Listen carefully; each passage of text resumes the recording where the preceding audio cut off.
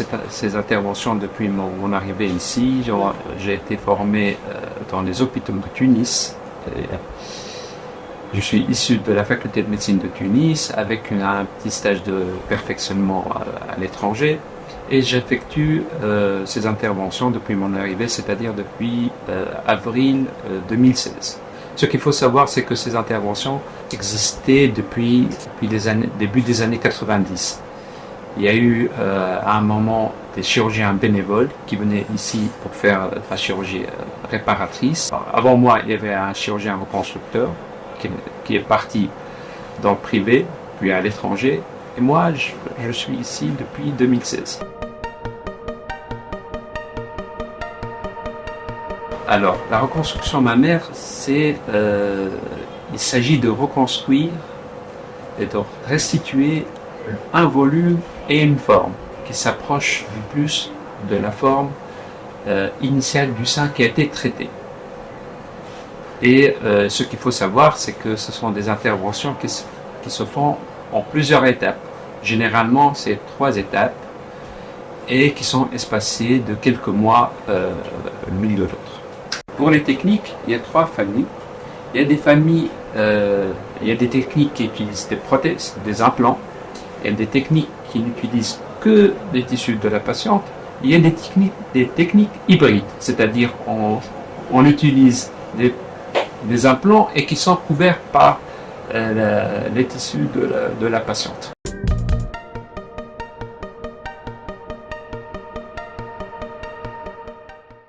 Au fait, je vais faire plus simple. Il n'y a presque pas de patient qui n'est pas éligible de se faire reconstruire le sein. Même les patientes qui ont des tumeurs évoluées, même des patients qui ont des métastases. Alors,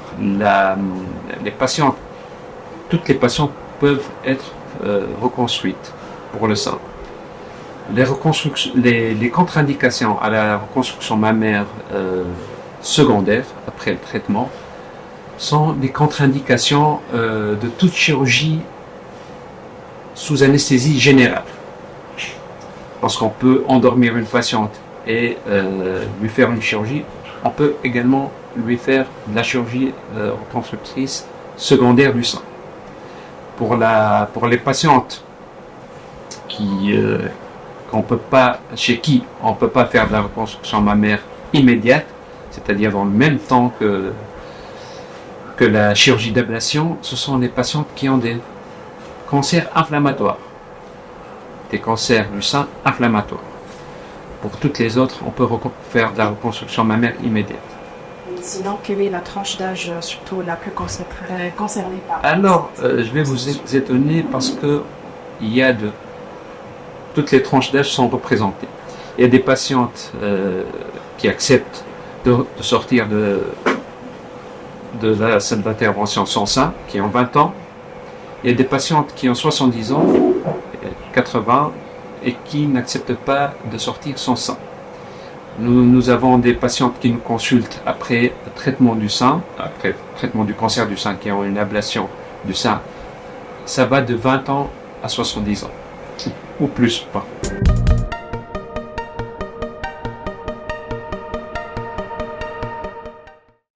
Par rapport à l'intervention en soi, c'est pris en charge quand c'est fait à l'hôpital public, c'est pris en charge comme toute intervention chirurgicale, comme la chirurgie d'ablation. Mais par contre, quand on fait par exemple, quand on fait une reconstruction par prothèse, il y a une partie du prix de la prothèse qui est couverte par la sécurité sociale, mais une partie qui va être payée par la patiente. Sinon, pour le geste en soi, quand c'est fait à l'hôpital, c'est pris en charge par la sécurité sociale. Par rapport à la couverture sociale, il faut savoir que toutes les patientes qui viennent à l'Institut n'ont pas forcément une couverture par CNAM et que la reconstruction n'est pas que pour ces patientes-là. Donc même les patientes qui n'ont pas de couverture, elles ont accès à la reconstruction. C'est gratuit à l'hôpital.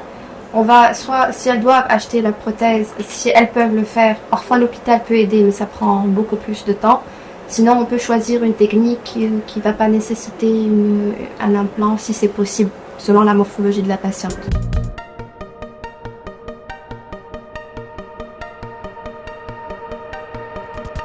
En moyenne, nous opérons 4 à 5 patientes par semaine. On va multiplier par 52. C'est une intervention sont des interventions qui sont parfaitement maîtrisées. Nous faisons ça, presque que ça ici.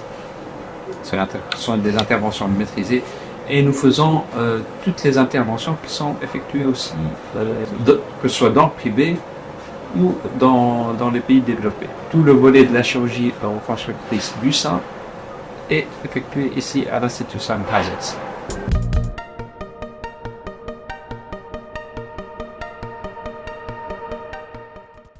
Les patientes qui n'ont pas une information claire par un médecin sur la reconstruction mammaire, elles entendent toujours dire les autres patients, c'est des fausses idées selon lesquelles la reconstruction mammaire risque d'augmenter le risque de récidive de cancer du sein, ce qui n'est pas le cas. Donc parfois elles sont réticentes parce elles pensent que ça va augmenter ce risque-là. Le cancer du sein, c'est le premier cancer de la femme, mais c'est aussi le premier cancer dont on guérit maintenant. Et donc il ne faut plus juger l'efficacité seulement sur les thérapeutiques carcinologiques, il faut également donner une qualité de vie aux patients. C'est là où va intervenir la reconstruction mammaire.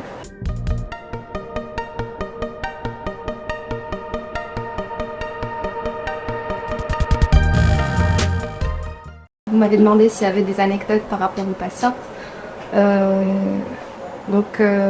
J'ai fait un travail au cours duquel j'ai voulu avoir une idée sur leur satisfaction par rapport aussi bien au traitement du cancer qu'après la reconstruction.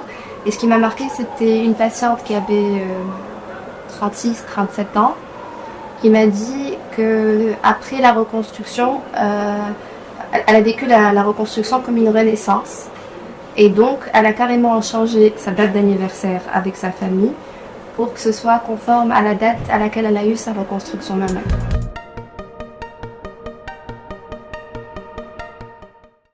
Lorsqu'elles consultent ici pour la consultation de reconstruction place, elles ont déjà des idées. Donc c'est plutôt le carcinologue là qui doit leur donner, qui doit les rassurer quant à la possibilité de la reconstruction sans effet, sans retentissement sur le cancer. Une fois rassurées, elles vont consulter ici pour avoir une idée sur les différentes techniques et finalement c'est elle qui choisit quelle technique elle veut avoir, quelle forme elle veut. Et c'est le travail du carcinologue d'informer sur la possibilité de la reconstruction. Il y a une possibilité de reconstruire et de se réconcilier avec son image corporelle.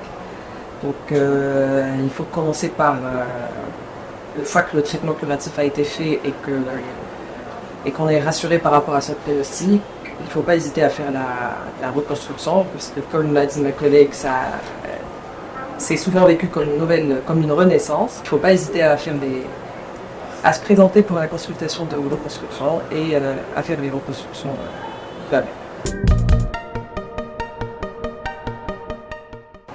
Le mot de la fin, tant qu'il y a de la vie, il y a de l'espoir. Il ne faut pas désespérer. Voilà.